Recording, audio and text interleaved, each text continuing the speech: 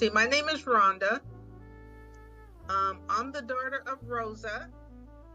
So I have two grown children. Let's put it that way. I have two grown children, and I have a grandson who just turned 14. I live in Virginia, halfway across the United States from the rest of my family. I'll tell you one thing I didn't realize, and I'm probably skipping around, until I got older, probably not too long from now. I really didn't realize when my uncle passed away, like how young he was. And I really didn't realize probably until maybe about really like 10 years ago when I was kind of thinking about it and like doing the math, and I was equating it to the age of my grown children. And I realized that we had all outlived him. It like put a reality like in check. And so I kind of think about things that he had a chance to explore and things that he did at such a young age compared to even where I was at personally with my life and where my kids were at. I didn't realize, because when you're a kid, you look at everyone being old, right? When you're a little kid, everybody's old to you. And so I really didn't realize how young he was, being in his 30s, I'm like, wow, he really wasn't that old. So just being his niece, he was no fuss, no muss type of person. It was like kind of like routine. Like he was guaranteed to be doing certain things and be in certain places.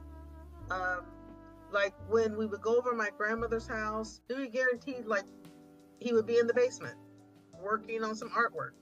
If he wasn't in the basement, he may have left just to like go to the art store or go to the park, or he'd be working, but he was guaranteed to like be there. When I came home from school and I caught the bus over to my grandmother's house, got the bus, Uncle Jerry's guaranteed to be in the basement. That would be the first place I would go. And I would just sit and hang out. Sit and hang out. And he would talk to me. He would give me little things like the test for me to draw, and and he would let me know if I had skills.